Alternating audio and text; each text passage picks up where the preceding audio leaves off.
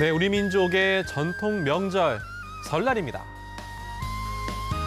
벌써 오늘이 설 연휴 마지막 날이죠. 설을 맞아 설레는 마음으로 고향을 찾은 것도 잠시. 이제는 아쉬움을 뒤로 한 채 일상으로 돌아와야 할 시간입니다. 연휴 기간 가족 간에 나눈 따뜻한 정으로 경자년 한 해 다시 힘차게 나아가시길 바랍니다. 뭐 설날하면 온 가족이 오순도순 모여서 여러 가지 이야기 나누고 좀 가족들이 모이는 시간이 설날이라고 생각을 하는데 요즘에는 또 이런 풍속들이 많이 바뀌는 것 같습니다. 시대에 따라서 설날의 모습도 바뀌고 있는데요. 오늘은 2020 신설날 풍속도에 대해서 하재근 문화평론가와 함께 이야기 나눠보겠습니다. 어서 오십시오. 안녕하세요.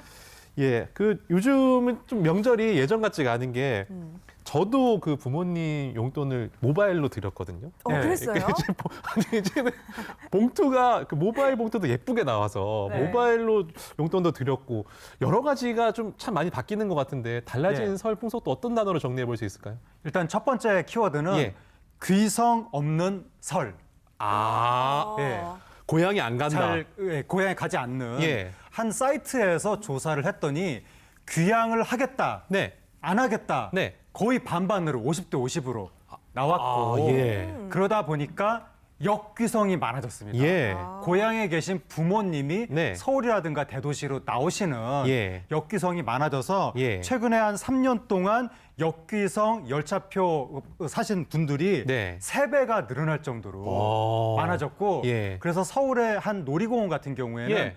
역귀성 할인 상품도 등장을 해서 예. 그 예매편 같은 걸 제시를 하면 예. 동반한 사람들까지도 할인해주는 이런 것까지 나타나고 있습니다. 그렇군요. 예. 그 이성길에 오르지 않은 사람들도 사실 많지만 제 네. 주변에 SNS를 보고 하면은 아예 어디도 가지 않고 혼자서 시간을 보낸 맞습니다. 분들도 예. 많더라고요.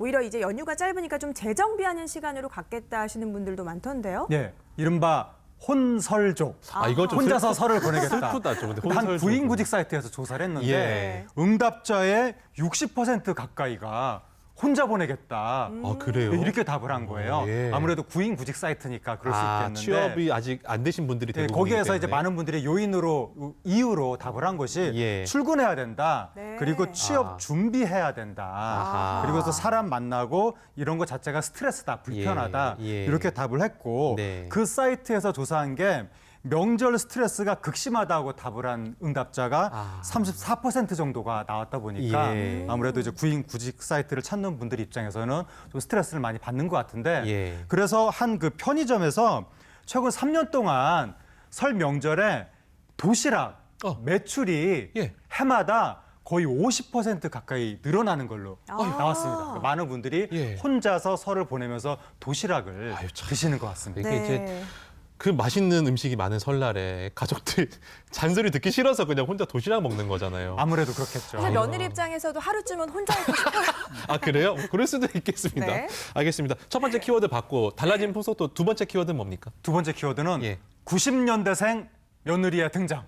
잠깐만요. 90년생이면 저랑 비슷한데요? 예?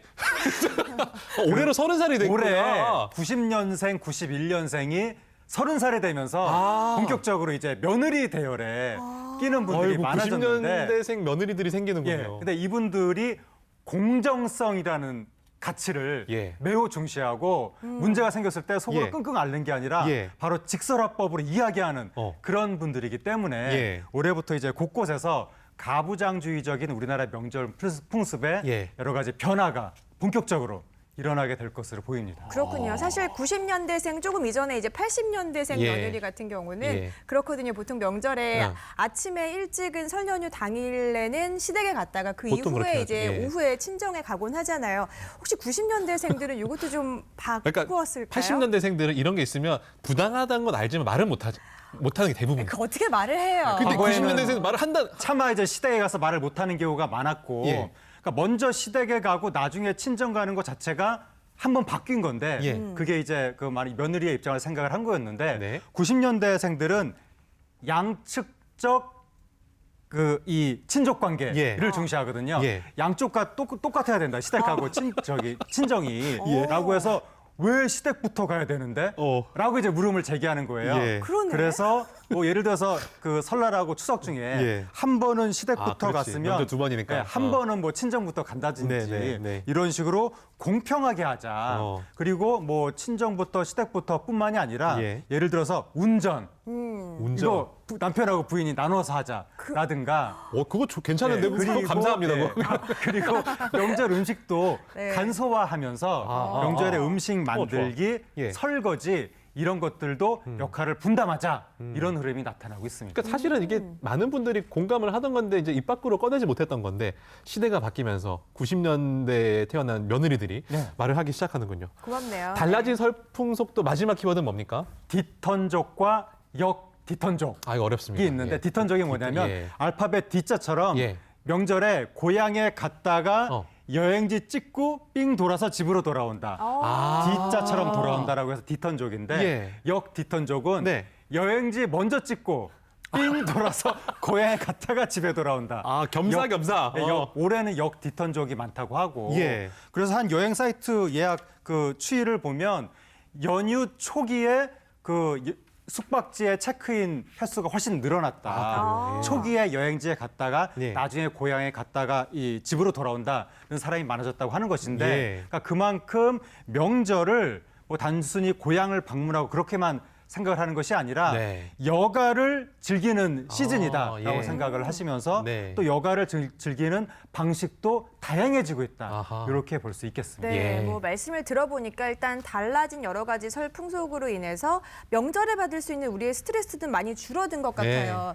그렇다면 이제 우리와 한민족인 북한 같은 경우는 제 생각에 이제 음력설을 세는지 예. 여전히 예전과 같은 그런 명절을 보내고 있는지 좀 궁금해지는데요. 북한은 음력설을 봉건 문화다라고 해서 거의 어머. 금지하다시피 그래요? 하고 그러다 보니까 양력설을 많이 셌었는데 예. 김정일 위원장이 음력설을 인정한 다음부터 예. 음력설 문화가 많이 퍼져나가고 있다고 합니다. 예. 올해 26일에 노동신문에서 네. 명절 분위기라는 단어를 썼거든요. 예. 그러니까 그만큼 이제 설 명절이 북한에서도 많이 퍼져나가는 것 같고 예. 뭐 세배도 하고 네. 설원식도 뭐 만들어서 나누어 먹고 윷놀이, 제기차기, 연날리기 이런 거 한다고 하는데 예. 특히 화투가 어머. 완전히 금지됐었다가 예. 네. 요즘에 점점 화투도 많이 친다고 아하, 하고 예. 탈북하신 분들 말씀에 따르면 올해 평양에서 설 트렌드가 네.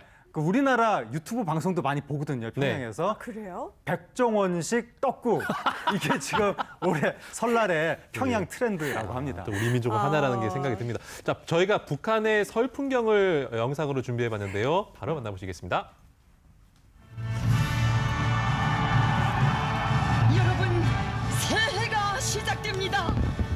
뜻깊은 2020년의 시작을 알리는 축포가 터져옵니다.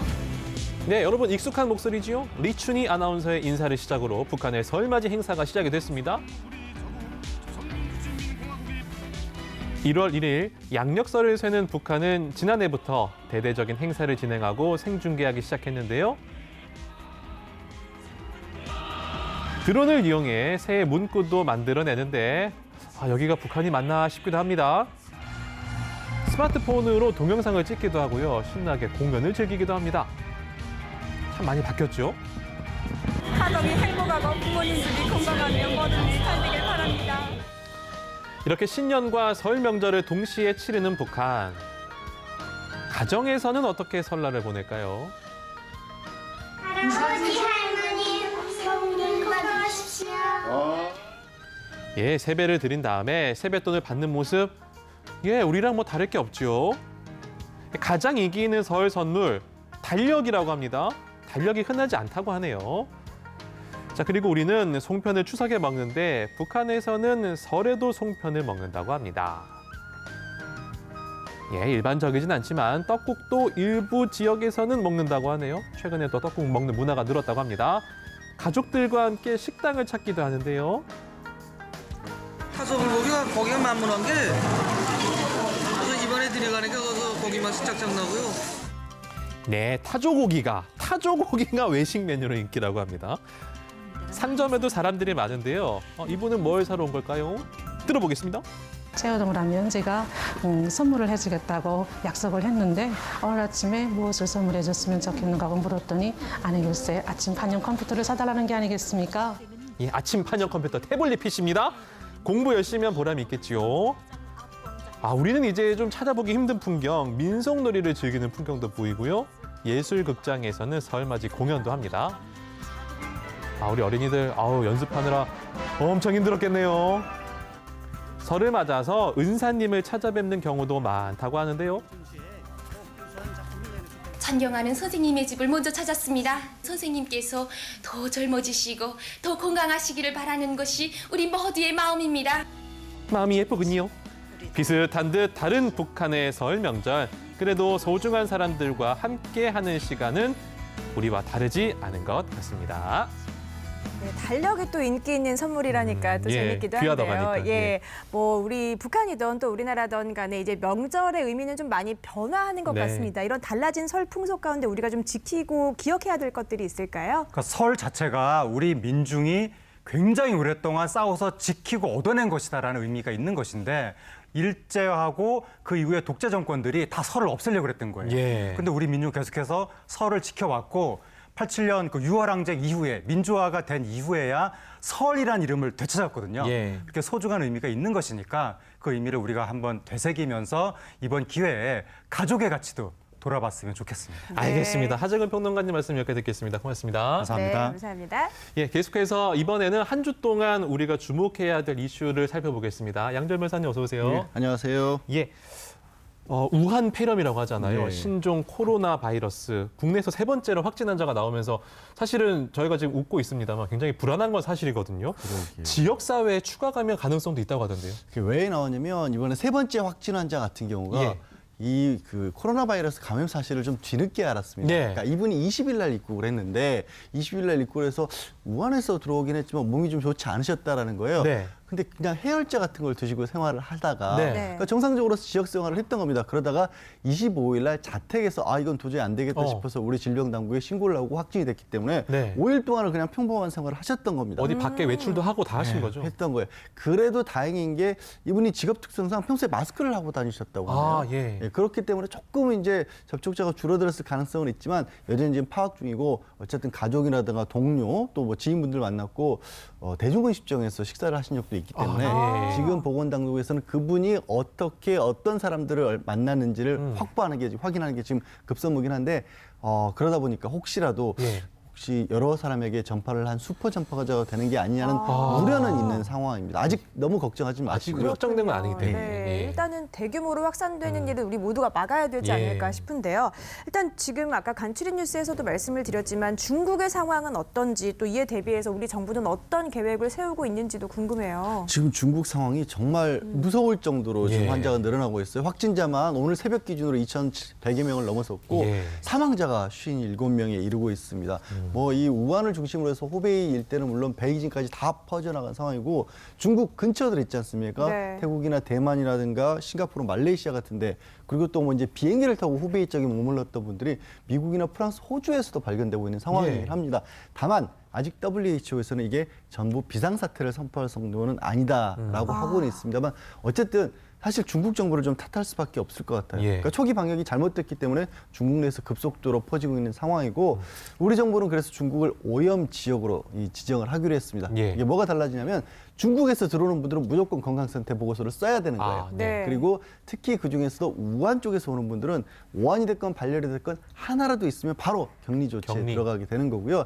그다음에 이제 후베이성이 아니라 주변에 중국에서 왔더라도 혹시 물론 폐렴 기운이 있을 경우에는 격리 조치를 하고 발열이나 기침 같은 경우에는 이 전문가의 진단에 따라서 자가 격리를 하거나 이제 외부 감시를 하는 그런 형태를 취하기로 해서 최대한 우리 국민들을 보호하기로 정부가 나서고 있고요. 한 200여 명 정도 예. 각 지자체라든가 전문가들을 지금 차출을 해서 지원단을 꾸민 상황입니다. 네. 우한에 계신 우리 교민들은 어떡합니까? 사실 우한이 정말 예.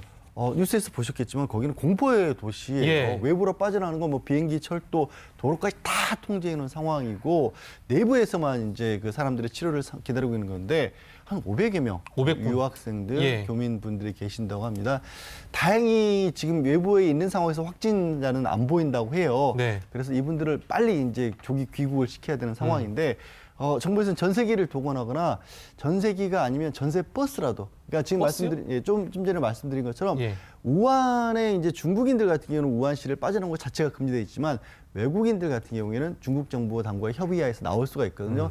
일단 도시에서는 철수시켜야 되기 때문에 전세기를 투입하거나 아니면 전세 버스라도 동원할 그럴 방침을 정부가 세워놓고 있습니다. 예. 네, 빨리 해결이 돼야겠습니다. 다른 이슈 한 가지 살펴보겠습니다. 이제 검찰이 때 아닌 패싱 논란으로 시끄러운데요. 검찰 내부 그리고 법무부와 검찰이 지금 갈등을 빚고 있는 상황에서 벌어진 일입니다. 이 검찰총장 윤석열을 패싱했다는 문제 제기에 대해서 이성윤 지검장이 설 연휴에 적극적으로 계속해서 얘기를 하고 있네요. 예, 근데 이게 패싱이 두 번 있었어요. 예, 참 서로 패싱했죠. 예, 국민들 보기에는 참 이게 무슨 일인가 싶은 예, 그런 상황인데요. 예. 사실 지난 23일 날 최광욱 청와대 민정비서관을 이게 업무방해, 그러니까 조국 전 장관의 아들에 네. 대해서 조금 혐의가 있다는 식으로 기소를 했는데 이게 좀 다소 갑작스럽게 이루어지긴 했습니다. 근데 기소를 하는 과정에서 원래 이성윤 서울중앙지검장 같은 경우에는 이 서울중앙지검 3차장으로부터 보고를 받고 이게 지금 최소한 민정비서관인데 소환 조사라도 한 이후에 기소를 해라라고 했고 그런데 이제 송경호 지금 3차장 같은 경우에는 계속해서 기소를 해야 된다라고 밀어붙이다가 윤석열 검찰총장 허락만 받고 기소를 했어요. 예. 네. 그 시점이 또 공교롭게도 검찰 간부들한테 인사가 나기 15분 전이었어요. 예, 예. 이게 타이밍이 참 묘한데 그러다 보니까 이게 당시에는 이성윤을 패싱했다라고 얘기를 했고 근데 이성윤 서울중앙지검이 이 상황을 추미애 법무부 장관에게 보고를 했는데 예. 이때는 또 윤석열 검찰총장에게는 그냥 보고를 안 안 했던 하고 거예요. 그냥 갔죠. 그러니까 이건 또 윤석열 패싱이 됐다 이런 예. 논란인 건데 어쨌든 지금 서울 연휴 기간에도 이 갈등이 계속되면서 이성윤 지검장이 해명을 했습니다. 뭐냐면 검찰 보고 규칙에 따르면 원래 상급기관 검찰의 장에게 보고를 하고 동시에 법무부 장관에게도 보고를 하기로 했는데 이 특별한 경우에는 이 상급기관의 검찰총장에게는 보고 안 할 수도 있다는 규칙이 있다는 거예요. 네. 네. 근데 말씀드렸다시피 이 어떻게 보면 이제 본인을 패싱한 채로 최강욱 비서관에 대한 기소가 이루어진 게 윤석열 검찰총장 허락을 받고 이루어진 일이니까 네. 윤석열 검찰총장은 잘 알고 있었지 않았냐. 그러니까 특별한 사정이 있어서 이 어떻게 보면 보고를 걸러도 되는 그런 상황이었다고 해명을 했습니다. 그 추미애 법무부 장관이 이번 일과 관련해서 뭐 감찰을 하겠다 이런 얘기도 했었거든요. 이거 예. 가능한 겁니까? 그러니까 추미애 법무장관이 감찰하겠다는 이유는 뭐냐면 예. 말씀드린 것처럼 아니 중앙지검장이 허락을 안 했고 중앙지검장은 분명히 이 소환조사 한 이후에 기소를 하라라고 그렇게 3차장이 얘기를 했는데 패싱을 당했지 않습니까? 예. 이건 법무부에서는 그래서 이걸 날치기 기소라고 그렇게 보고 있거든요. 그래서 감찰을 하겠다라고 입장을 밝히긴 했는데 문제는 지금 이제 검찰의 감찰이 원칙적으로 법무부 장관이 명을 내리면 대검에서 감찰을 한 다음에 그다음에 그 사실을 보고해서 어떻게 징계할지를 정하는 건데 그러다 보면 이게 징계가 제대로 되겠느냐. 예. 그래서 지금 직접 감찰을 하느냐 마느냐 카드까지 검토하고 있다고 합니다. 예. 네, 오늘 말씀 잘 들었습니다. 양지열 변호사님 고맙습니다. 고맙습니다.